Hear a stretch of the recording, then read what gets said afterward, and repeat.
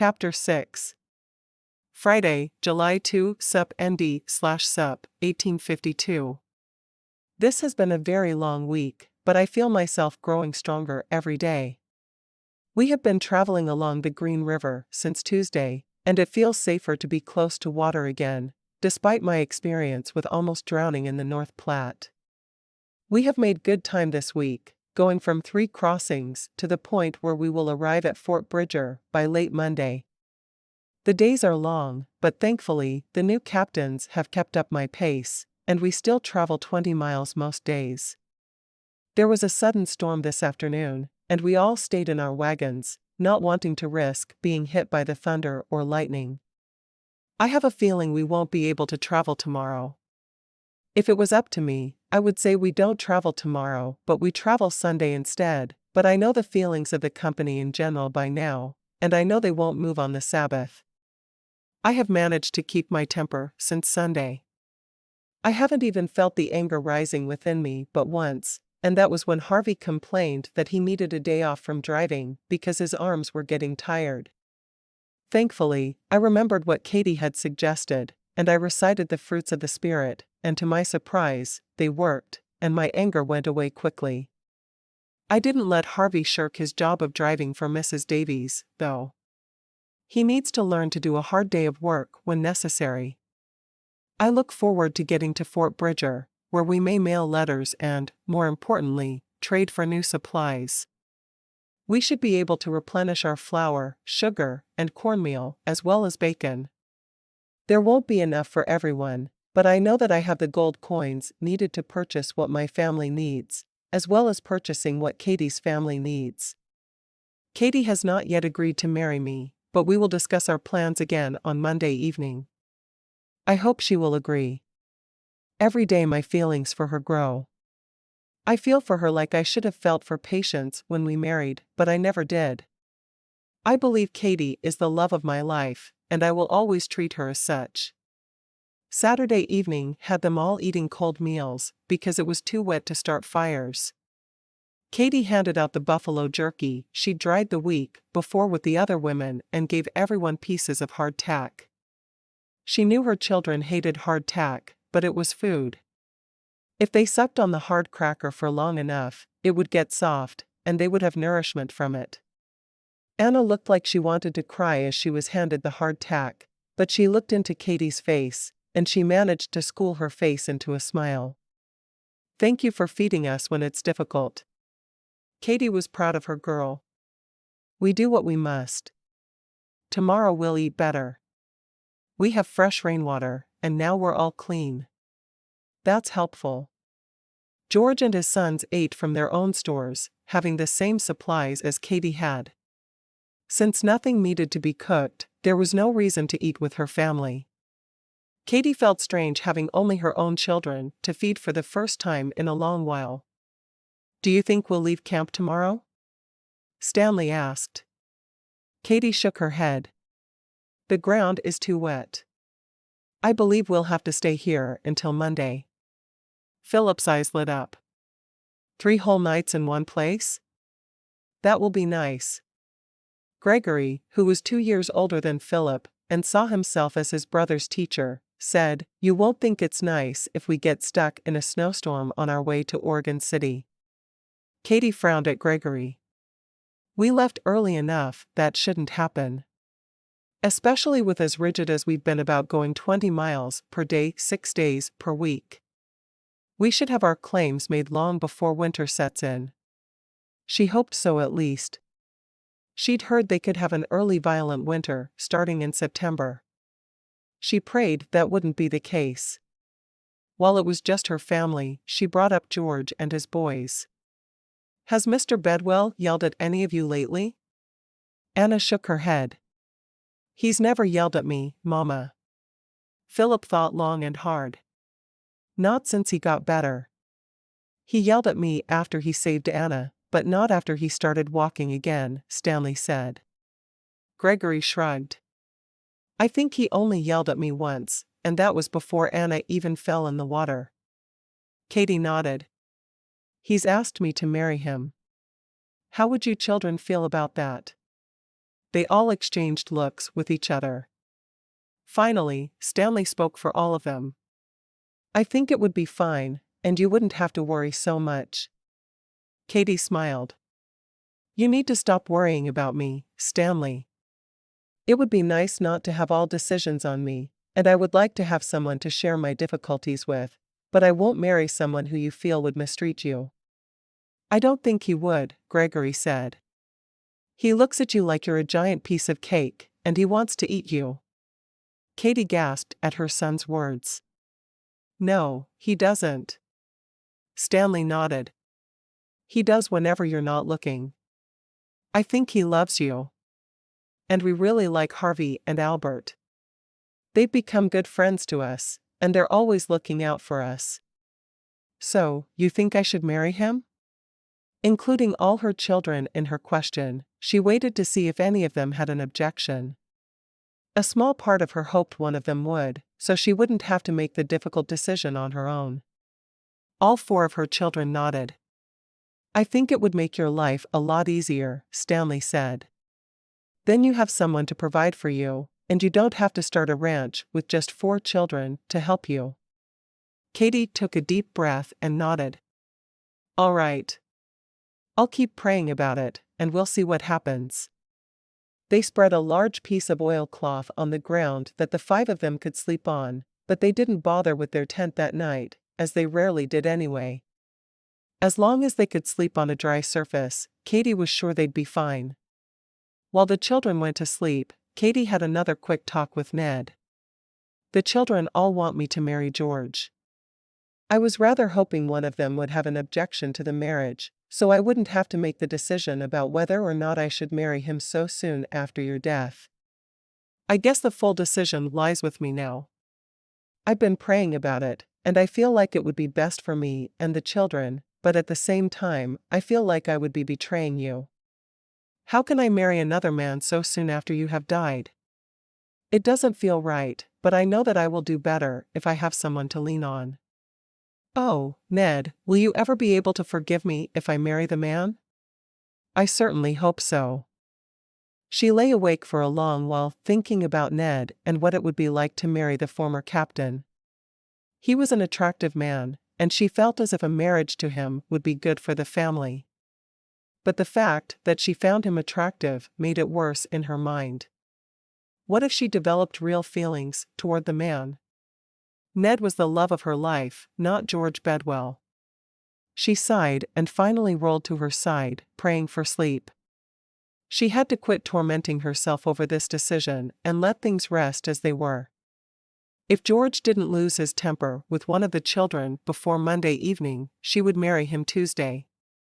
Plain and simple. Otherwise, she'd be going back on her word. She couldn't do that and feel like she was setting the right example for her children. No, if George didn't yell, she'd be his wife on Tuesday evening. No matter how much the other women tried to tell her it wasn't a good idea. They hadn't seen the same George she had. Yes, he was a man with a temper, but he was also gentle and loving with her. And he'd learned to be gentle with the children. She even believed he could lead their group to Oregon City now, if he was given the chance again, but she didn't see that happening. Asterisk. The company had to stay in place on Saturday because the mud was severe. There was no way the wagons could make it through. The wheels would be stuck in the mud so badly that they would have a hard time moving when they were ready, so it was best to stay. The men hunted, and the women washed clothes and enjoyed their day of rest. Mrs. Mitchell sat weaving a colorful rug with old scraps of cloth and a wagon wheel. Margaret Pruitt filled her tub and sold baths for 5 cents each. It was a true day of rest for most of the women. The men came back to camp empty-handed. The storm must have chased the game off, George told Katie. "I think we're stuck with beans for supper tonight." Katie sighed. "I'll make biscuits and gravy with chunks of the jerky in it. It's not like fresh meat, but better than beans." He nodded. "I think that would make all of the children happy, and this man as well. I grow tired of those beans." Do you think we'll be able to trade for some supplies at Fort Bridger? I could use some more flour and potatoes for certain. I've heard there are Indians camped near the fort, and they tend to trade food for other things. George nodded. We should be able to get what we need.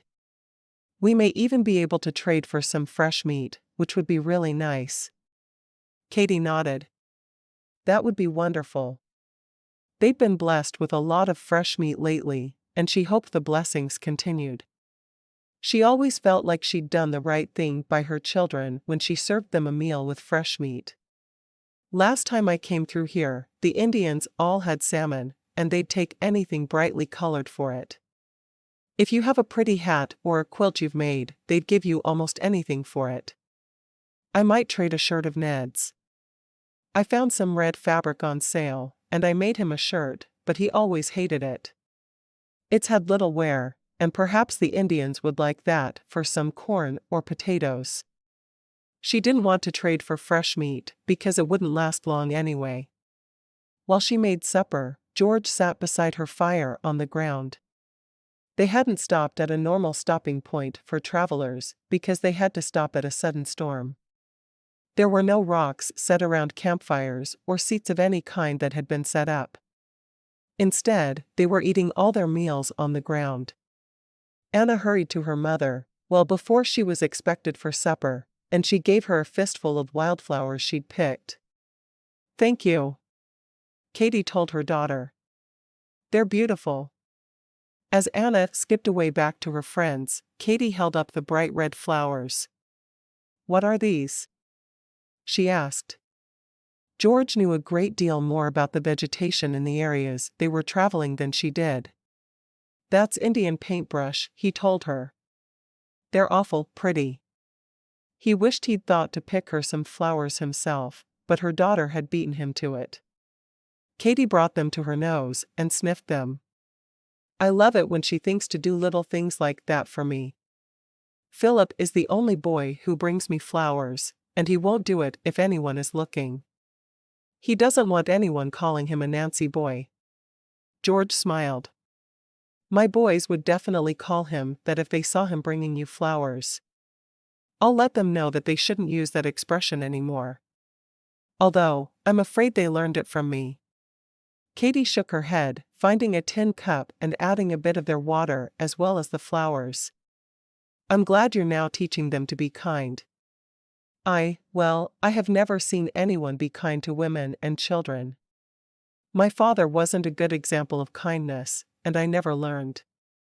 I think it's something that you really do need to be taught. He sighed. Thank you for teaching me how to treat people, Katie. Didn't Patience ever suggest you should be kinder to people? He shrugged.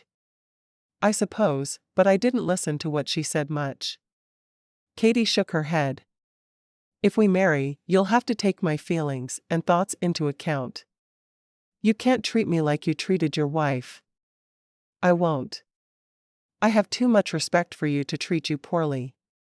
He wished he knew the right way to convince her that he would always do his best to treat people with kindness, but he just didn't know what would convince her.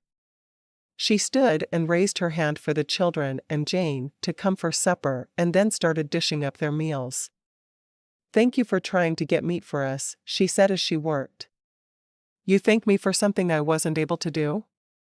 Never had he heard a woman do something like that. Of course, his mother had died when he was a boy, and his father had remarried someone very young who allowed him to boss her around.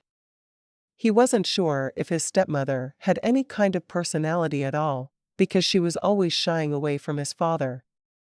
You tried. I think effort deserves thanks, she said. Then the children were there, and Gregory said the prayer. All of them took their meals. I hope you all enjoy this, Katie said. I didn't want to have to make beans. Anna squealed and hugged her mother. Anything is better than beans, Mama. Anything? Katie laughed. Starving is not better than beans, she said for what felt like the 100th time since they'd left Pennsylvania. I reckon not, Philip said, tucking into his food. This is good, Mama. Tasty. Thank you. Harvey smiled at Katie. Thank you for finding a meal we could eat that didn't consist of beans. Sometimes I think if I have to eat one more bean, I may have to cut my tongue out, so I won't taste them. I think that would be a bit extreme, Katie responded with a laugh. I'm not so sure, Stanley said dramatically. After the supper dishes were done, and Katie and George were once again left alone at the fire, George asked a question Katie had been dreading. How are you feeling about my marriage proposal? Katie took a deep breath and a sip of her cold coffee to combat her suddenly dry mouth. I think I'm willing. Just a couple more days. I think I've done well. The only time I wanted to get angry, I listed the fruits of the Spirit just like you suggested. I was really surprised when it worked for me. That's wonderful. Who were you angry with? Harvey. He thought he should get a day off driving and someone else should do it, but I explained that a man does the work he says he'll do and doesn't shirk. He drove and hasn't complained a lick since. Katie grinned. I think that's wonderful. Harvey is a good boy, he just needs a good example to follow, and you've done great becoming that. George thought of the years he'd used a loud voice and a switch on his boys to get them to do whatever he wanted, and he realized that he could have done everything without half as much anger. I'm trying my best to be the kind of father I would like them to be someday. Katie looked at him. Do you drink spirits, George? I don't. After seeing my father get drunk so many times as a boy, I decided that I had no desire to even try spirits. I haven't tried them even once. That's wonderful, Katie said. I'm glad you learned from your father's mistakes, and you don't do that. Did Ned drink? He asked. She shrugged. He'd drink on occasion, but it was only ever one drink, and never at home. He'd stop and have a drink with some of the men on his way home from work, but it was never more than once a month. Then he was a man who could handle his liquor. Most men that I've known can't handle it at all. She tilted her head to one side and studied him. Her father had drunk on occasion as well, but he'd never been inebriated in front of her. Perhaps he'd known a different kind of man than she had. What do you want to do once you reach your homestead? She asked. He smiled. I want to have a ranch, but mostly, I want to train horses. It's a childhood dream of mine, and that's why I wanted to head west. The free land will work in my favor, and I'll have plenty of room for cattle and horses. It sounds like you're doing the right thing for you then. Ned wanted to have a ranch. It's always been his dream, so when he told me he wanted to head west, I was all for it. I wanted to see his dreams come true. And he instilled those same dreams in my boys, who will carry on his legacy. Stanley made certain I knew he'd start the ranch his father had always wanted. Katie could still see Stanley kneeling beside her dying husband, telling him he would make his father's dream come true, and the ranch would be started in his honor. Knowing that George would help Stanley to start a ranch, Katie knew marrying him was the right thing. She simply had to tell Ned and pray that George would be good to her children. Chapter 7. Sunday, July 4, Sup, th/Sup, 1852. It's our nation's birthday, and we're celebrating by having a church service, and then we will all meet and have one of our dances. No one had room for fireworks, and it was too dangerous to bring them along, so they will not be part of the celebration, but we will celebrate nonetheless. I am excited to spend the day with my children. Because we had a day without travel yesterday, the laundry is all washed, and I don't have work to do today other than cooking for my family, which I must admit is a never-ending task. Hopefully, someone will get some game, or the boys will get fish from the river. I would love to be able to feed my family something hearty for our holiday. I have always had a special affinity with our country's birthday because it coincides with my birthday. I am 30 years old today, but I feel a great deal older. I'm a widow with 4 children. I'm definitely past the first bloom of youth. I don't know if I'll have any more children, though Ned and I hoped for at least one more. 4 seems incomplete somehow, but 5? That sounds like a family to be proud of. The former captain has kept his end of the bargain, and he hasn't shown his temper at all since we talked about the possibility of us marrying. I do hope he continues to keep our bargain long after we have married. The children all agree that they'd like me to marry him. I think Stanley only likes the idea because he knows my life will be easier if everything isn't weighing on my shoulders. I doubt if any of the children will remember it's my birthday, and though I love to celebrate, I will not run amok announcing it to the other immigrants. No, I'll have a quiet, private birthday, and I'll remember my Ned. It's my first birthday without him, and I will miss him even more today than usual.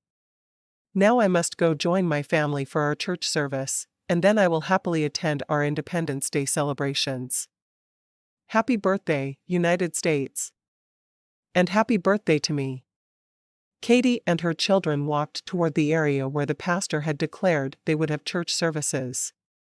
It was rare for them to have to sit on the ground because so many companies had come this way before them, many of them adding places to sit to make it easier for themselves and those who came behind them. She sat with her children and was surprised when George and his boys joined the group, sitting with them. George presented her with a bouquet of flowers as he took his seat on the ground. "Happy birthday," he whispered. Katie was shocked. "How did you know?"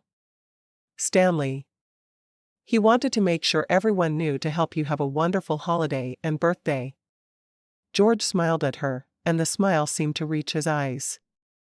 Normally, his smiles just changed his face, but when they reached his eyes, she knew they were genuine. "Thank you," Katie said with a smile, hugging the flowers to her. She hadn't been forgotten, and it warmed her heart to receive the gift of wildflowers. After the sermon, many crowded around her. She had no idea how many people had been told it was her special day, but people kept calling, "Happy birthday," to her, and Katie truly felt special. Supper that night consisted of fresh rainbow trout and fried potatoes. All 5 boys had headed to the river immediately after their church service, and they hadn't come home empty-handed. They'd even cleaned and deboned the fish before giving them to her to cook. As soon as the supper dishes were cleaned up, they all headed to the area where they'd had church, where they'd all decided to hold their music as well. The band played lively songs, and Katie couldn't quite believe her eyes when George held his hand out to her and asked her to dance. She got to her feet with his help and went into his arms. It was the first time they'd danced together, and they stood close to one another as they danced the waltz. She knew many considered the dance scandalous, but to her, it was great fun. The odd young woman, Edna, was waltzing as well, but her partner was invisible. It was very strange to see, but Edna looked happy. Watching her always made Katie feel like she was missing out on something. Everyone should be as free as young Edna. As they danced, George kept his eyes on hers, and she found herself surprised he was such an accomplished dancer. She couldn't help but wonder who had taught him to dance, but she didn't ask. She was afraid if they started talking, she would miss the beat and step on his toes. At the end of the song, they all applauded, and George and Katie returned to their spot on the grass where they'd been listening to the band. As soon as they were seated, Margaret came over with a plate. She handed it to Katie with a smile. "Happy birthday, my friend. I hope you know how much we all love you." Katie's eyes filled with tears for just a moment as she thought about the one who had loved her more than anyone else. "Thank you. I thought about baking a cake today, but I doubted anyone remembered my birthday." Stanley made sure everyone knew. "The boy loves you." "I love him too." Katie looked over at Stanley, who was beaming with pride. She knew he had really thought about her if he remembered to tell people. "I'll return your plate washed in the morning." "There's no hurry," Margaret said, but Katie knew better. Margaret fed the men and children who had lost their wives and mothers. She needed all the dishes she had and then some. Philip asked Anna to dance, and the two of them showed them all how it was done. They bowed and curtsied to one another, and though neither really knew how to dance, they moved along to the music, making everyone smile. As they watched, Edna came over to stand in front of George and Katie. "I never would have thought anyone would be willing to make the sacrifice of marrying the former captain," Edna said, "but you two just look like you belong together. I know you'll have beautiful babies." Katie blushed deeply. Even though George had said they could wait to be intimate, it still was embarrassing that Edna would say such a thing with everyone in the entire company right there. Well, everyone but Sweet Jane, who had gone to bed straight after supper, as was her habit. Katie was unsure if she went to bed early to mourn her husband or because she was genuinely that tired.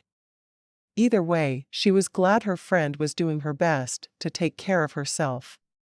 Finally, after a stunned silence from everyone, Katie said, "Thank you for giving us your opinion on the matter." What else could she say? She didn't want to hurt the girls' feelings, even if what she said was entirely inappropriate. After the dance, George escorted Katie back to her wagon. "I hope your birthday was wonderful." She smiled and nodded. "I truly didn't expect the children to remember. I didn't realize they even knew what the date was, though I guess having our Independence Day celebrations gave it away." He smiled and nodded. "I don't think Stanley would have remembered if not for the celebration, but I'm glad he did." He leaned down and kissed her cheek. "Sleep well." Katie stood staring after him as he walked away. It was the first time he'd shown any real affection to her, and it startled her. Surprisingly, her heart was beating faster after the kiss on the cheek, and it didn't take any investigating to realize that she was attracted to him. His beard and his strong arms were very moving to her. Perhaps it wouldn't be terrible to be married to George. And then she had her talk with Ned. "Today was wonderful. It was my first birthday without you, and though I missed you greatly, Stanley made sure everyone in camp knew it was a special day for me, and people were very kind. I believe that I will tell George tomorrow evening that I will marry him. Perhaps it's a mistake, but it will be what's best for the children, and I think it might be what's best for me." As Katie fell asleep that night, she felt like she had a real future for the first time since Ned had been injured. Maybe she wasn't marrying someone the other women in camp thought much of, but that didn't matter to her. She could see there was a good person peeking out from under the gruff exterior. Asterisk asterisk. They stopped Monday evening just outside of Fort Bridger. As soon as they arrived, the Indians came over to the circle of wagons to try to trade. Katie traded the red shirt that had been Ned's for a fresh deer. The entire deer for a shirt. She felt like she was cheating the savages, but they were willing to trade for the shirt, so it must be fair in their eyes. She had Stanley drag the deer into camp and hang it from the back of the wagon and begin the long process of butchering the animal. Thankfully, it was something Ned had taught Stanley to do, so she could simply move out of the way and let her son do the work. The fort surprised Katie. She'd thought it would be like a small city, but it was really just 4 cabins, each with a flat roof, surrounded by an 8-foot stockade. The stockade consisted of logs stuck into the ground and standing up, keeping the people inside safe from Indian attack. There were several Indian lodges around the fort. It seemed like a rather bleak place to try to find supplies, but George assured her that there were indeed supplies for trade and purchase. Each family sent one member into the fort to purchase and trade for what they needed. George went for Katie while she cooked venison steaks for supper. She'd tell him she wanted to marry him in a few short hours, so what did it matter if he purchased her food? When George came back to camp, he sent the 3 older boys, Harvey, Albert, and Stanley, to fetch his purchases. "The supplies are too heavy for me to get out here in my condition, but you boys shouldn't have a problem." Katie was amazed at the burlap sacks that came into camp then. She would have to find room in the 2 wagons after supper because there was certainly no room for that much now. Perhaps she could give some of the older flour and bacon to other families who couldn't afford to purchase much. It seemed like the right thing to do. She walked over to Hannah, the preacher's wife, and asked her who in camp needed more food, and with Hannah's help, she determined who she would be gifting their older flour and bacon to. The former captain had purchased so much that they wouldn't have to worry about food for the rest of the journey, though they would be forced to eat some of the beans everyone dreaded. Katie hated the beans as much as everyone else did, but she did her best to stay positive about the dreaded meal. It helped everyone to eat the beans, whether they wanted to or not. Anna came over to the fire where Katie was cooking supper, peering into the large skillet she was cooking in. "Yes, Anna? We're not having beans." Katie laughed. "We're going to have beans a lot before we reach Oregon City." "But, didn't Mr. Bedwell get more food?" "He did. The problem is he couldn't get a lot of meat because it would go bad. Instead, he got things like flour and cornmeal. We can eat those things, but we need meat or beans to go with them." Anna sighed dramatically. "I hope we're almost there then." "Oh, sweetie. We've only been traveling for 3 months. We still have months to go." Anna kicked a clump of dirt. "I like being with my friends on the trail, but I hate not having better food." It was as close to a tantrum as her daughter ever got, so instead of chastising her, Katie felt a bit pleased. Katie smiled. "None of us like eating beans so much, Anna, but we are doing what we must. If I told you we had no food left but beans, you'd eat them with no problem." "I suppose." Anna saw her friends and raised a hand in a wave. "I'm going to go play." Katie watched her daughter go, wishing she had the kind of energy the girl displayed. She'd walked all day, and now she'd play all night long. George finished instructing the boys with the bags of food and sat down on a bench that had been built around a spot where there was a campfire. "This spot has been camped in more than most of the places we stay," he said, wondering if she'd keep her word and marry him the following evening. He didn't want to push her, but he wanted an answer. Hopefully, she wouldn't use his displays of temper in the past to keep from agreeing. Just before calling the children to supper, Katie looked at George. "I think we should tell the children at supper that we'll be marrying tomorrow." Katie wished her heart was happier with the decision, but she knew it was best for her children. It would be too hard for a widow and 4 children to run a ranch together, no matter how much she'd tried to convince the children otherwise. George smiled at her. "I'd like that a lot. We can tell them all at once." "Are you still willing to marry tomorrow?" Katie frowned. "Are you certain you don't mind not consummating the marriage? I worry that you think things will drastically change with our marriage, and I'm just not ready for that." "But you think you will be eventually?" he asked. He knew Katie was marrying him for the help she needed to keep going and to start a ranch when they finally arrived at their destination. But he was marrying for love. He'd fallen in love for the first time in his life to the only woman who'd really stood up to him. Life was strange. Even a month ago, he would have said that a good wife was a compliant wife. Katie had taught him differently. Katie nodded. "If not while we're on the trail, then once we settle. I can't tell you when I'll be ready, of course, but it's something that will eventually happen." George wanted more, but he knew better than to ask for it. "That sounds just fine to me." When the children gathered for supper, George immediately told them of their plans. "Mrs. Gabriel and I will be getting married tomorrow," he said. Harvey looked surprised, but he was the only one. "Tomorrow evening?" he asked. "Yes." Anna asked the question that had been foremost on Katie's mind. "What will we call Mr. Bedwell then?" George frowned, his eyes meeting Anna's. "Why don't you simply call me George like your mother does? And boys, you may begin to call Mrs. Gabriel Katie." Katie amended his answer. If you feel like calling George father or pa, you may.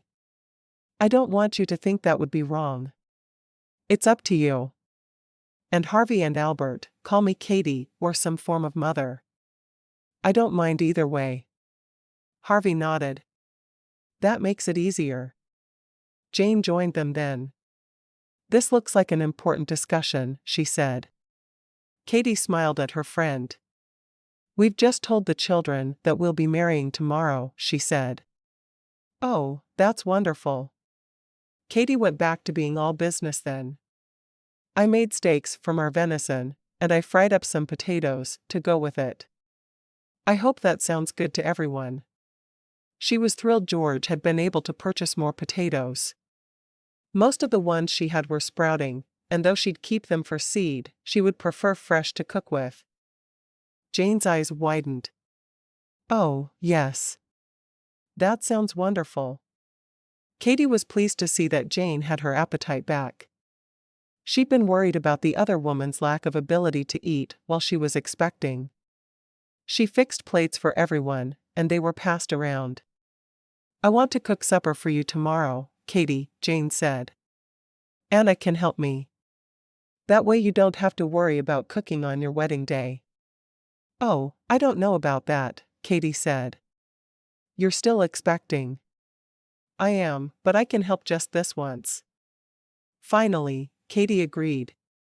She could hear her mother whispering in her ear that it was all right to let someone bless you with kindness. If you always refused, you were taking their blessing from them. All right. Thank you, Jane. Jane was excited. I don't know what I'll make, but perhaps we can do breakfast for supper. I'll make Johnny cakes and bacon. Would that work?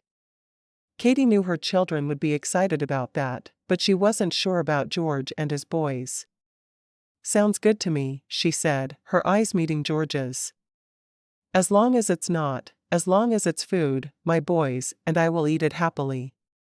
Katie knew what the man was going to say. He had almost said, as long as it's not beans. Katie was pleased that he rephrased though. It helped the whole family be willing to eat the meal when she had to make it. After supper, Katie sat with George again, while the children wandered off after hearing Katie's admonitions to stay in camp that evening. She was a bit worried about the Indians, even though she'd heard they didn't usually attack the immigrants. It still felt better to have the children within the circle of the wagons. It quieted her fears of the heathens. Chapter 8. Tuesday, July 6, Sup/Sup, 1852. Today is my wedding day. It's funny, but I don't feel at all like I did on my first wedding day, where I was nervous and blushing and excited to be able to share a bed and make a home with the man I loved. This time, I'm thankful that there will be a way for my family to survive, but I still worry I'm making a mistake. Ned was a gentle man. He was kind and caring and loving to those around him. He changed diapers when he was home, and in the middle of the night, when the babies cried, he brought them to me to nurse. George is the exact opposite. He thinks he should be in charge of everyone around him. He has a temper that has curled the hair of half the women in our company. If a baby cried during the night, I doubt he would even wake, because he wouldn't care if a child cried. Well, he'd be annoyed it was interrupting his sleep if he did happen to wake. How am I marrying a man who was the exact opposite of the man I loved and was so happy with? Is it even possible for me to be happy or content with George? I truly don't know. With Ned, everything was good. Our lovemaking was, well, calm, if that makes any sense. When Ned touched me, I felt cared for and loved. When George touches me, it's different. It feels a little dangerous. I fear that I'm making a mistake marrying a man who is so different from me, but I don't think I can back out now. Not when we've told the children the wedding will happen today, and Jane has agreed to cook for my family, and I worry that I'm making a mistake, but if I am, I believe it's a good mistake to make. I love my children and having a man in their lives will be a good thing, if only George is able to keep his temper in check. I know he has much to teach my boys, and he will take the role as teacher seriously. I do hope he also keeps in mind that I never want him yelling at my children. I have to draw a line somewhere, and that must be my line. My children have been given into my care by a loving God. They need to be treated with that kind of love from both of their parents, and George is stepping into the role of their father. Oh, I pray daily that this is not a mistake I'm making. If all else fails, the children and I will disappear once we reach Oregon City, and no one will ever know I was married to George. I think that has to be my plan. There is an escape if things turn bad. Before they left for their daily journey on Tuesday morning, everyone made sure their water barrels were full. It would be 3 days before they met up with the Bear River, the next body of water on their journey. Katie fell into step with the other women as the wagons rolled out, and she was particularly quiet. She was either doing the best possible thing she could do or the absolute worst. It was strange to think of them both as being the same thing, but it was the case. Word had gotten round that she was marrying, and Hannah moved beside her. "Are you nervous about your wedding this evening?" Katie shrugged, but realized her friend deserved a real answer. "I am. I feel like this is the right thing to do for my children, unless he reverts to yelling at people all the time, in which case, I'll need to take my babies and run from him." She rubbed the back of her neck, wishing there was someone there to guide her and tell her exactly what to do. Hannah nodded. "I understand exactly what you mean. I've talked to Jed about it, and he feels like he's seen a real change in Mr. Bedwell since he jumped into the river to save Anna. I believe you've seen the same." Katie nodded. "I have. I just worry that it won't be enough of a change when it comes down to it. He'll be the one teaching my boys to ranch and helping them become men. I never would have chosen someone like George. Mr. Bedwell certainly knows a lot about survival and how to take care of the land and animals. He will be able to teach your boys a great deal. I know he will." Katie felt good that Hannah was even willing to admit there may have been a change. "Thank you. What can I do to help you? Could the children all sleep in our camp tonight?" Hannah asked. "No, thank you," Katie said. She didn't feel like she had the right to share what her arrangement was with George, but there would be no intimacy that night. Not for a good long while as far as she was concerned. "Well, I want to do something. I could cook supper for you. I'm not as good of a cook as I hear you are, but I'm more than happy to make a meal." Katie shook her head. "Jane has already agreed to cook for us tonight. I really don't think there's anything I need other than peace of mind, and that will have to come with time." Hannah frowned at her. "Well, there must be something. Why don't I make you a dessert for tonight? Then you can have a nice meal and dessert. I'm sure your children would be thrilled." Katie smiled at her friend, nodding. That would be wonderful. She couldn't take away her friend's blessing. Hannah looked excited. "I didn't think I'd be able to come up with anything you needed." "Well, you did, and my children and George's will both be happy." Katie sighed. "I hate that we won't have the safety of the river beside us for a while." "I know," Hannah said. "We all rely on the water so much. Did you fill your barrels before leaving?" Everyone in camp had been told they needed to fill their water barrels, but there were times when people were forgotten.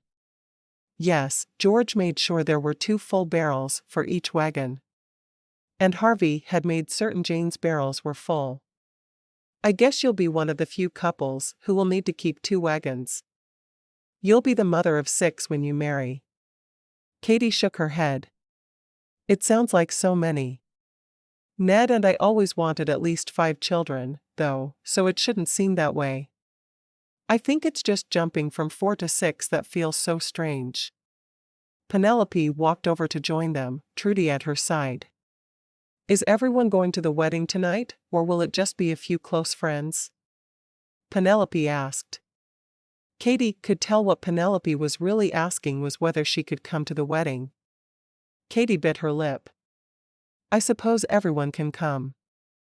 We all need reasons to celebrate, don't we?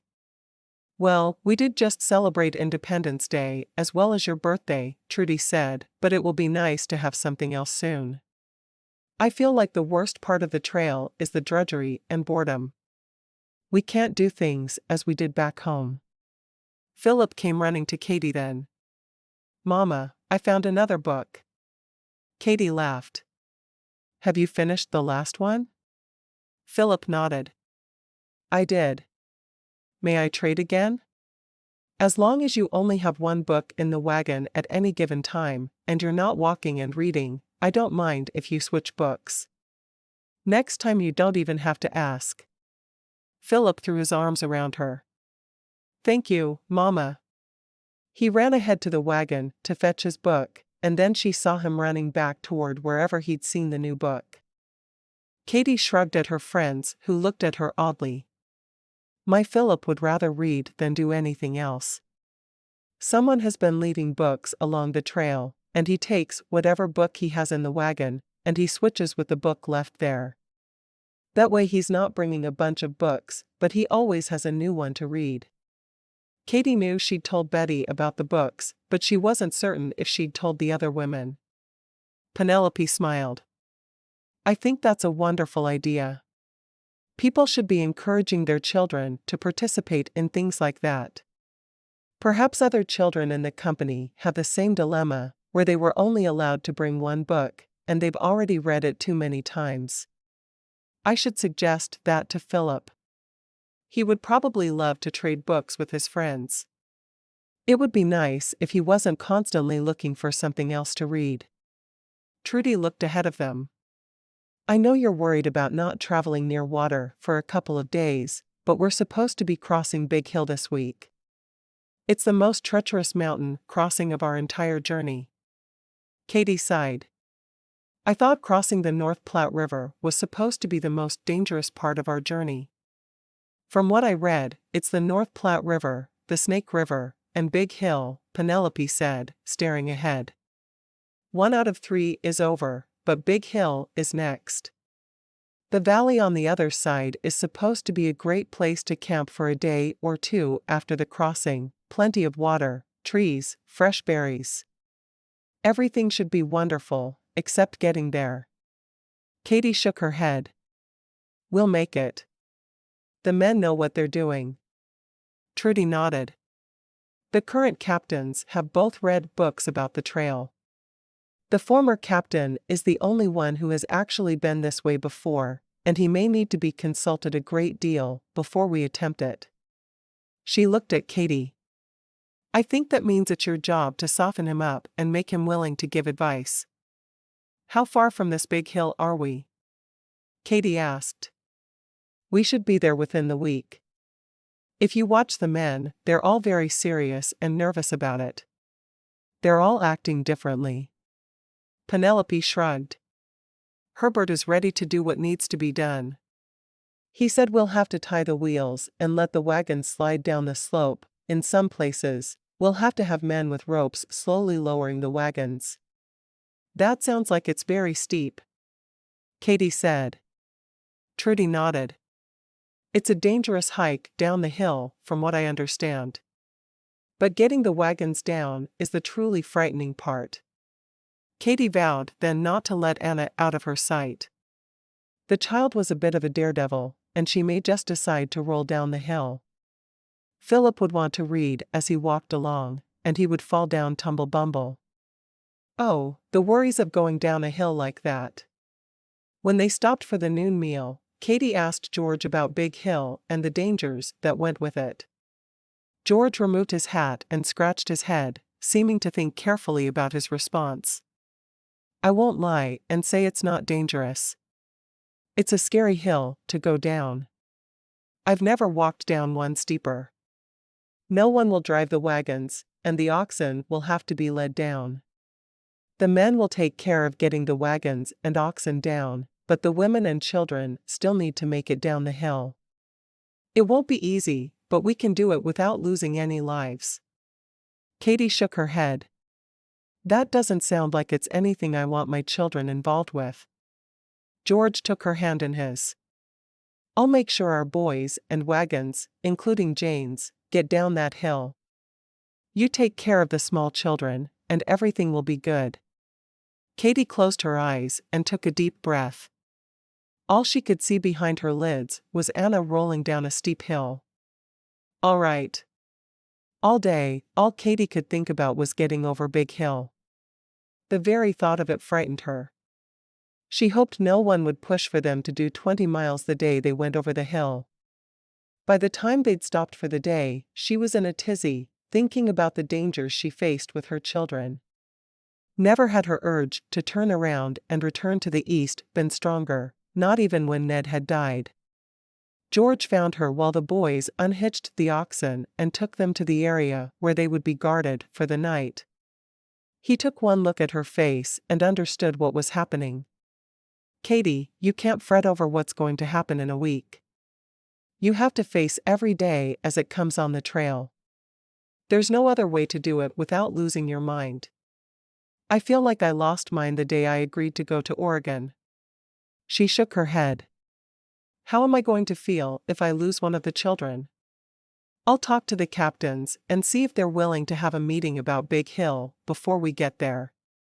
Then we'll all know what to expect and how to handle things.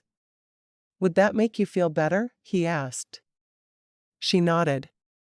I think it would. Then I'll go and talk to them now.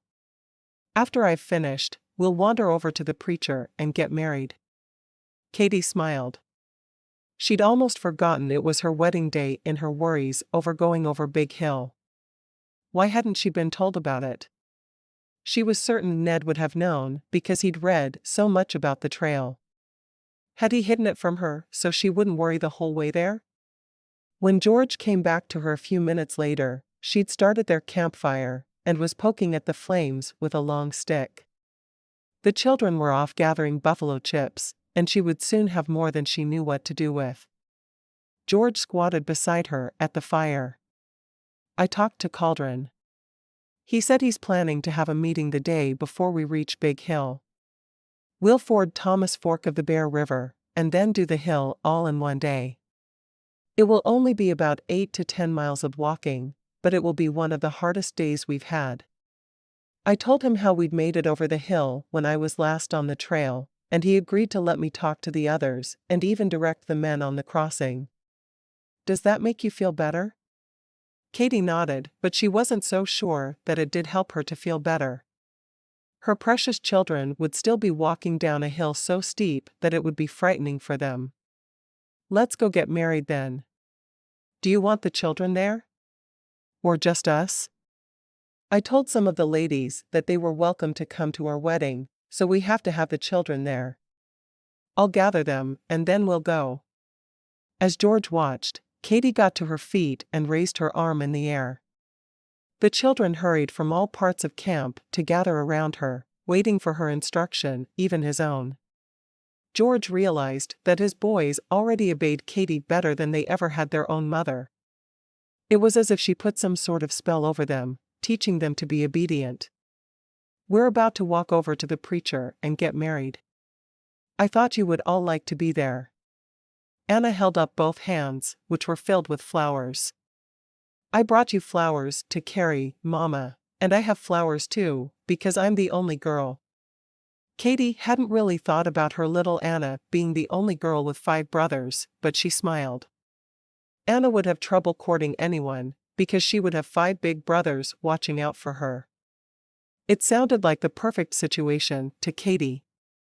As they all walked across the circle of the wagons to the pastor and his wife, Jed smiled, removing his hat. Are you ready for the wedding then? He asked. Katie nodded. Let's wait a few minutes though. There are women who said they wanted to attend, so we'll give them time to see you surrounded by people. I think they're all smart enough to realize what you're doing quickly. Jed laughed. I'm amazed at the intelligence of the women in this company. Of course, my wife loves all of you. Katie glanced around, and then she saw Hannah standing off to one side, giving her a smile of encouragement. Katie gave a timid smile back, wishing the whole thing was just over with for the day.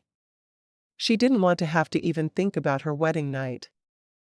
Within 5 minutes, most of the company was there to observe their vows. George was a bit baffled that people would come to his wedding to support him after the way he'd acted, but Katie seemed to take it all in stride. Of course, she did. She was the real reason people were there. They cared about her, not about him.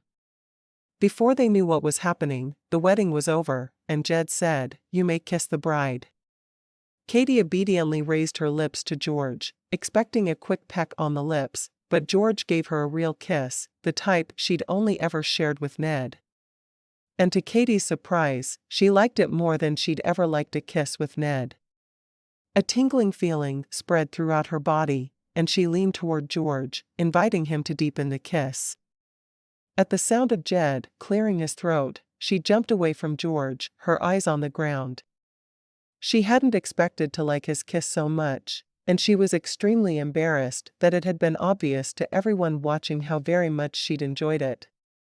She politely thanked Jed for his time and took Anna's hand, leading the girl back to camp. George stared after his wife and new daughter, wondering if he'd done something wrong. Kissing had never felt so right. Chapter 9. Wednesday, July 7, Sup. th/Sup. 1852. I'm married again, but this time I'm married to a woman I love. She is very afraid of crossing Big Hill, and it has given me the opportunity to go to the new captains of our company and try to make amends. The other men have read about this crossing, but I'm the only one in the group who has personally experienced it. The new captains have given me permission to lead the men on the crossing of the hill, which will allow me to apologize to our company in a huge way. I was surprised at the sheer number of people who attended my wedding to Katie, but it didn't take long to realize they were all there for her.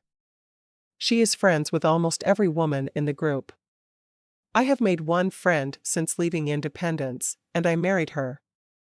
I didn't realize it at the time, but jumping into the river to save little Anna Gabriel has changed my life in more ways than I could have imagined.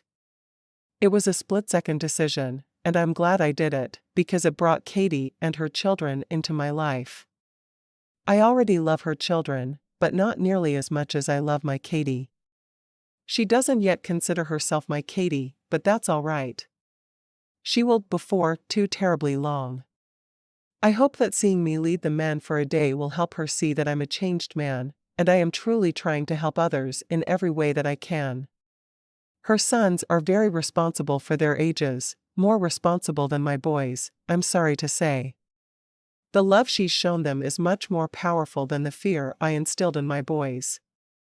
Even they have remarked about how much I've changed, and I will follow her example in parenting for the rest of my days. I never thought I would want to be the parent of a girl, but I love little Anna. She is dear to me in a way I didn't think a girl could be. I don't know if the connection is from my saving her or from something else, but I just want to wrap her in cotton and buy her porcelain dolls. I asked if they had any dolls at Fort Bridger, but they didn't. I guess I'll have to wait until we get to Oregon City, which is still months away. I do wish we could all arrive faster. A child Anna's age shouldn't have to walk across the entire continent. I'll make sure she never goes on a journey such as this again. It was strange to go to sleep beside George on their wedding night, but he made no move to touch her as promised.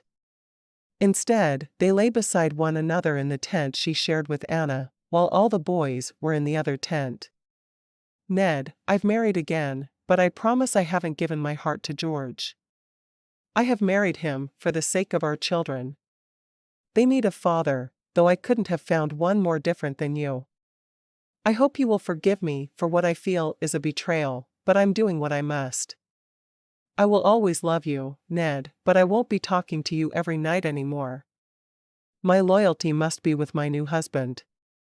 I have to build a new life with him, no matter how it hurts to feel as if I'm leaving you behind.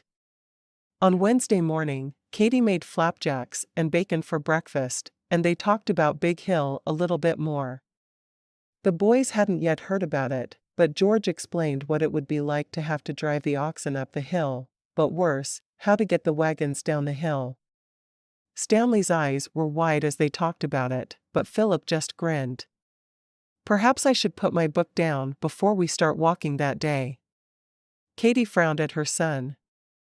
Don't even joke about that. I close my eyes, and I see you and your sister tumbling down the hill. Gregory immediately said, I'll watch out for Philip if you can watch out for Anna. Katie smiled, thankful her son would offer such a thing. I would greatly appreciate that, Gregory. Both of them need to be watched going down that hill. Her two younger children were rather clumsy, and she worried so much about them. Stanley nodded. I'll do as George tells me and make sure our wagon and all of our belongings make it to the bottom. I know we can do it. George nodded at Stanley. Good man. At the use of the word man, Katie was certain Stanley's chest grew by 5 inches. She would have to thank George later for being so good with her eldest son. Albert nodded. I'll work with Stanley. Together, we're strong enough to do a man's job. That would be good, Stanley said.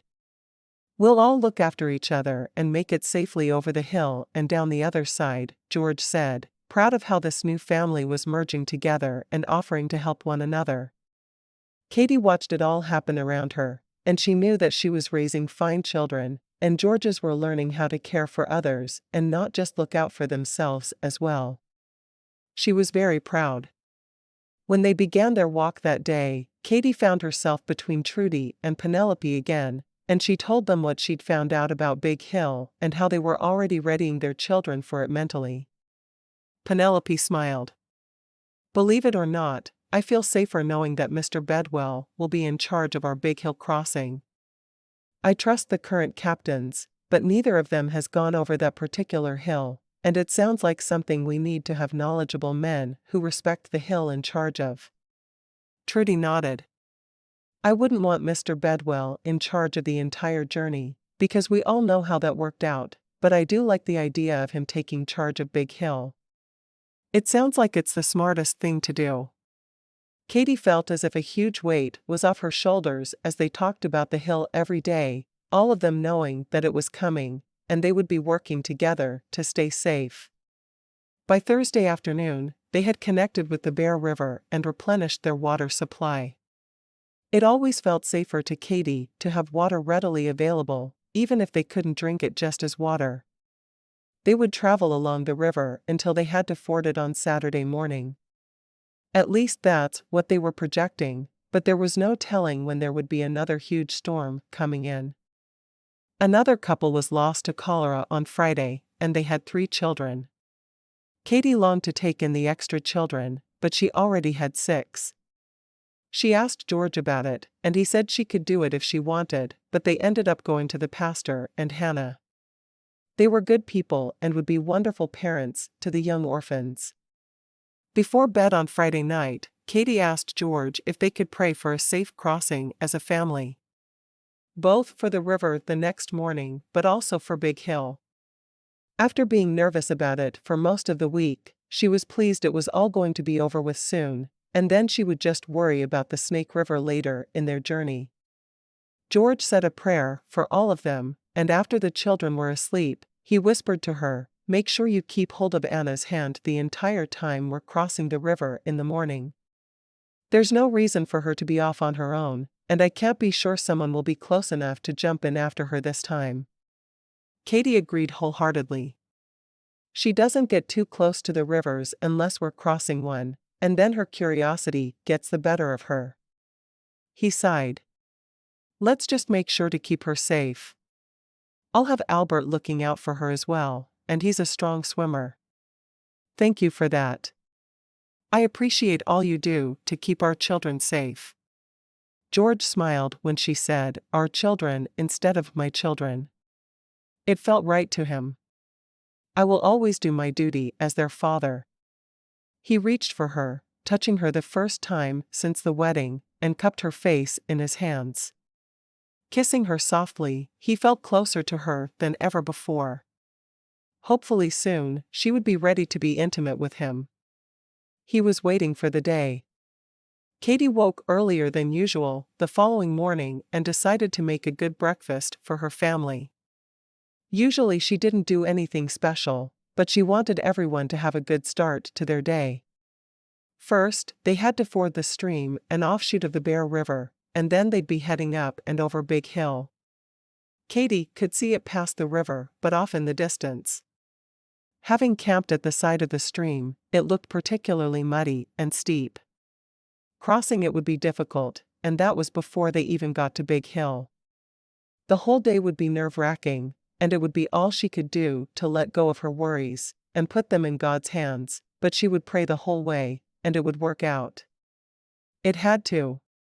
George ended up being the one to explain about the difficult stream crossing to the captains, who instructed the others. They'd also let everyone know that it would be George giving the orders when it came to Big Hill. The day was long, and the journey was arduous. After fording the stream, and poor Jane losing her bag of flour, they spent the rest of the morning moving along to the foot of Big Hill, where they stopped for their noon meal. The noon meal that day was unlike any other they'd had along the route.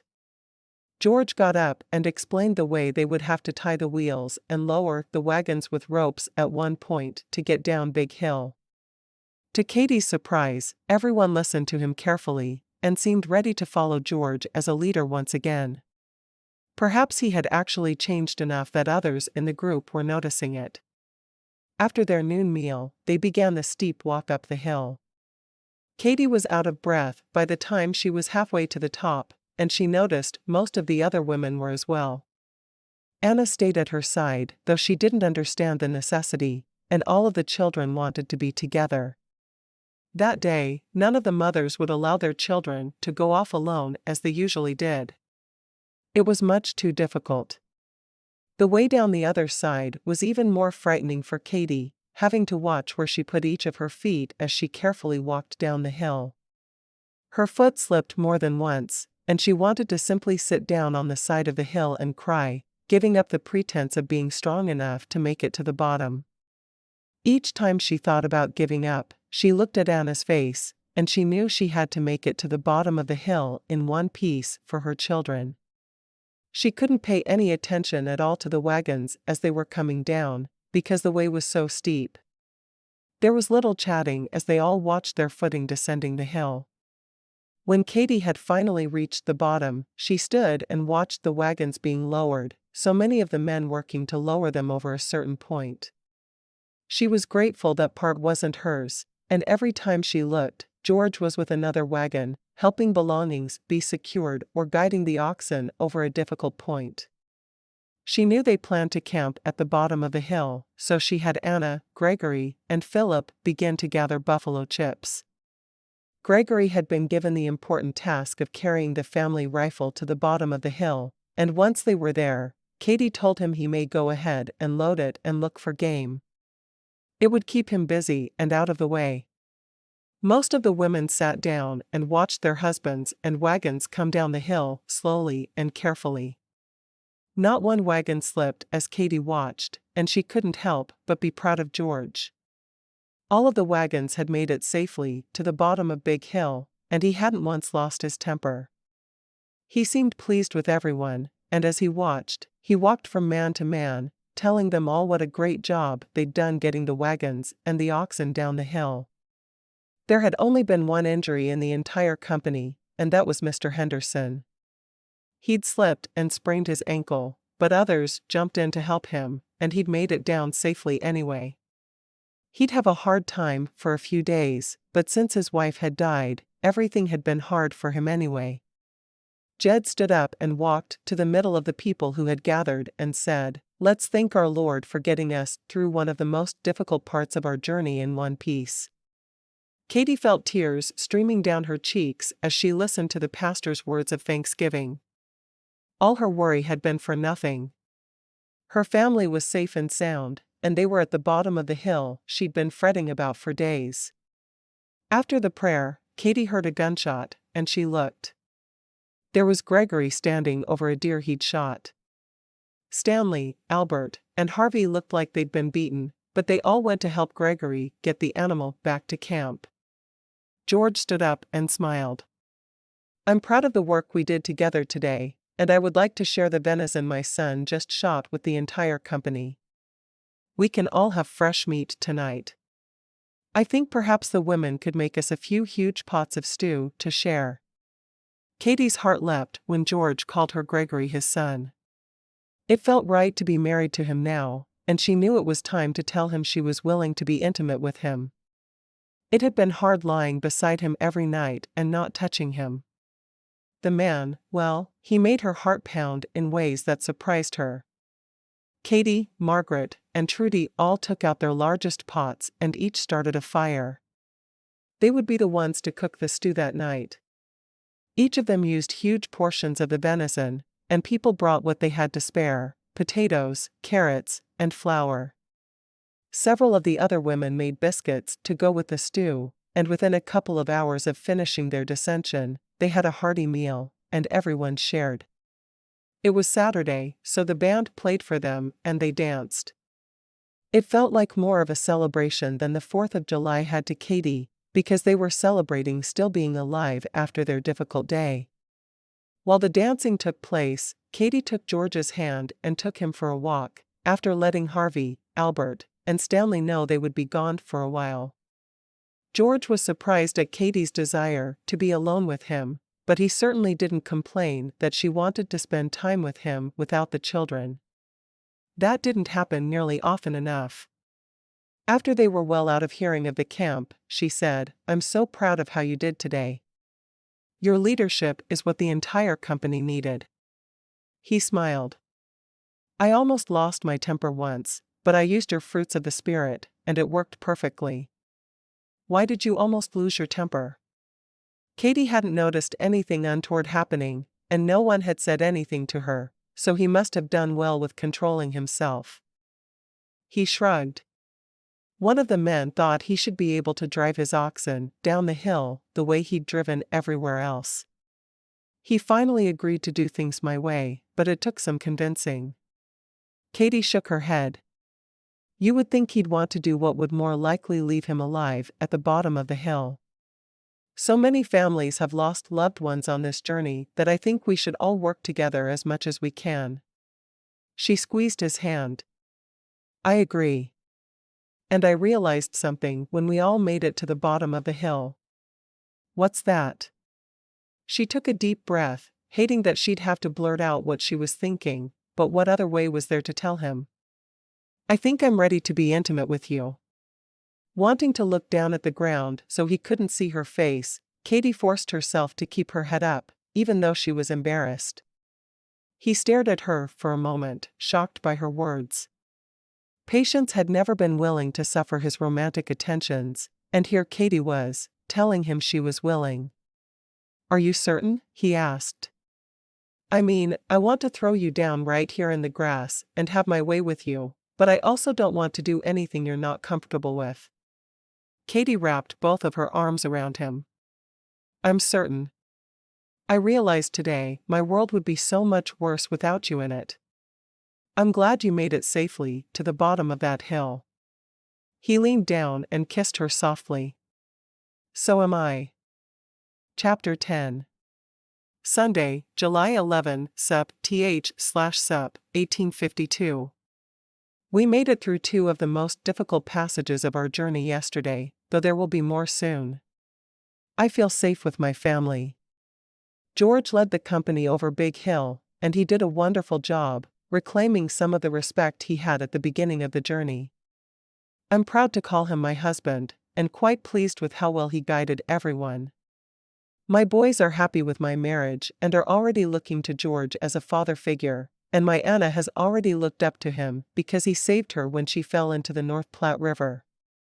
I have made a wise decision with my marriage, and today I look forward to a day of rest. I cannot wait for the journey to be over, but I've begun another journey this week, and I must admit I've done the right thing. George kissed Katie with passion, slowly lowering her to the ground where they had walked.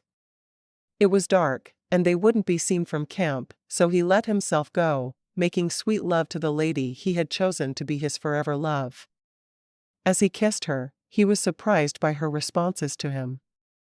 Patience had always lain still and closed her eyes, telling him to get on with it. She had been the only woman in his life before Katie, and now he realized how much he'd been missing in his bedroom with his wife. Katie, though, she had obviously made love with someone she loved, and she knew where she liked to be touched, guiding his lips to her breasts, and his hand to the spot between her legs. She gasped and responded to his every touch in a way that made him feel that she wasn't just doing this for him, she was also doing it for herself. When he joined them together, he kissed her once more, telling her that she was his entire world. As he climaxed, he whispered over and over, "I love you, Katie. I love you."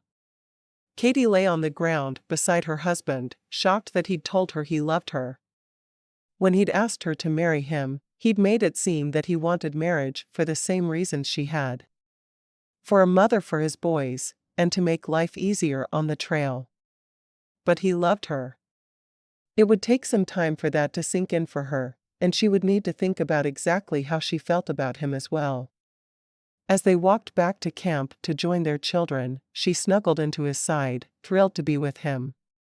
He made her feel things physically that she'd never felt with Ned, and it seemed odd those feelings would come alive with George, whom she wasn't even certain how she felt about. When they got to camp, Harvey was waiting up for them. "We took a vote, and we're traveling tomorrow. There's a great spot for us to camp in just about 11 more miles. We'll move in the morning, have our church service after the noon meal, and then we will stay over there for 2 or 3 days to rest before moving on."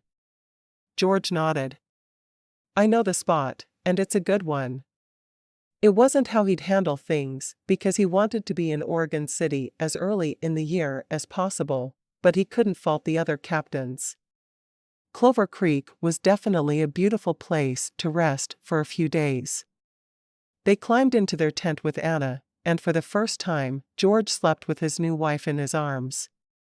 He hadn't been able to miss the fact that she hadn't told him she loved him back, but perhaps love would grow within her for him. He hoped so anyway. As they walked the next morning, they passed a small trading post run by a man who called himself Pegleg Smith. He asked if anyone had anything to sell to him and showed them what he had. His wife was an Indian woman, and Katie looked at the woman curiously. She'd never been this close to an Indian, but the woman didn't seem to want to kill them, so all was good.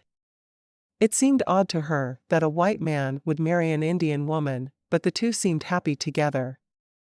Thankfully, they were able to replace the flower Jane had lost in the river crossing before they moved on toward Clover Creek. They reached Clover Creek by noon the following day, and they set up camp using the fire pits that had been there from previous emigrants. The creek was good for their laundry, and the entire area was filled with wild berries. Katie definitely understood why the captains wanted to stay there longer. After their church service, Katie and Jane walked away from camp together, carrying their baskets with them. They were able to find chokecherries, currants, and elderberry along the creek. When they returned to camp, Katie immediately started to roll out the crusts for 3 pies, and the women worked together to turn the chokecherries and elderberry into pies. "Would you mind if I took a pie over to the Hendersons?" Jane asked. "The children lost their mother, and now their father is injured. I just feel like they need to have someone watch out for them." "Of course not," Katie said. "I think that's a good idea." George and the boys went hunting with the other men in camp, and they returned with 3 deer. Katie had a hard time believing just what a wonderful area she'd come to. She knew she wanted to make her home there, though there were no settlers nearby. After starting supper, she wandered around to the other fires and spoke to the other women, who all agreed. Clover Creek was where they wanted to make their home. It was close to the Mormon territory, but not actually part of it, so it seemed safe enough. None of the women wanted their men getting any ideas from the Mormons that they should have more than one wife. As they sat down for supper that evening, George thanked God for giving them such a beautiful place to camp that was plentiful with fruit and deer for their cookpots. The children were quite excited by the pies, and Anna said they should live in the beautiful valley where they'd landed. It's called Bear Lake Valley, George told them all. It's everyone's favorite place to camp in the area. Beautiful, isn't it? Anna nodded. Can we live here? Please, Pa? Katie froze for a moment. It was the first time one of her children had called George Pa, but it made sense that it would be Anna whose life George had saved. I think that's a great idea, but I know your ma is planning to live near the other families in our company, so you'll have friends as soon as we settle. Katie smiled at that. I've already talked to the other women. We all want to settle here. With a lake nearby, the creek for water and fishing, I cannot think of a place that would be better. George laughed. This is where I was planning on settling with my family, even before I met you. He was surprised she and the other women agreed to live right where he wanted to live. Well, that's settled then, isn't it? And we will be soon, right here, Harvey said with a sly grin. I suppose we will. This is the perfect place for all of us, I think, Katie said. I'll make as many pies as we can pick berries for. They have huckleberries around here too, but we have to go up into the mountains to find those. I've never even tried a huckleberry, Katie said. I like the idea of having a new fruit for all of us to enjoy. She sighed contentedly.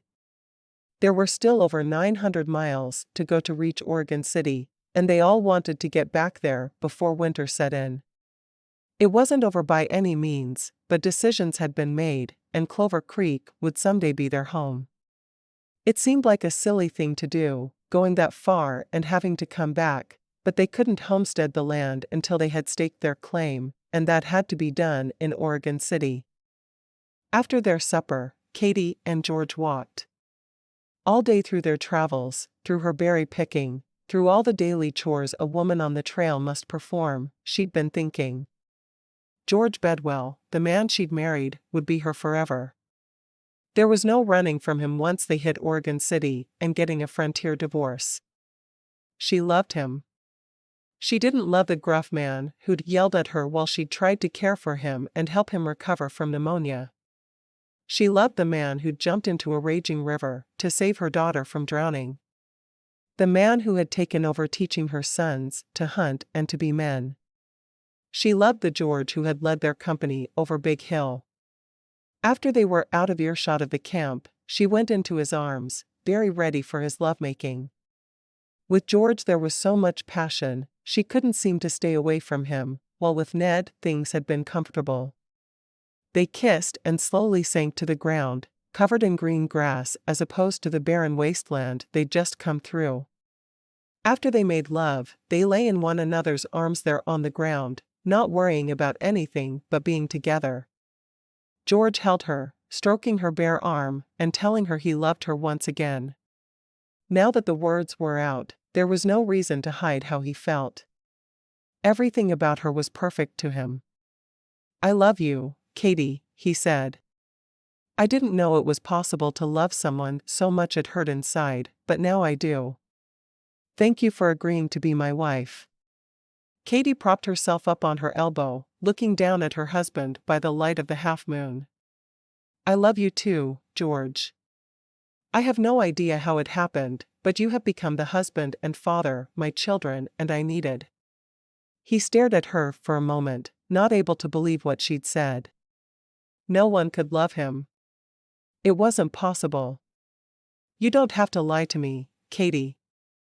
I'm simply happy to know that you'll allow me to love you. She shook her head, a smile touching her lips. I do love you, though. I didn't expect to, but I do. I think watching how gently and ably you brought us all over Big Hill told me what I needed to know to love you. I watched you all day, and I couldn't help but think, that's my husband. He's wonderful. And you are wonderful. He pulled her down for another passionate kiss. I'm so happy you gave me a chance.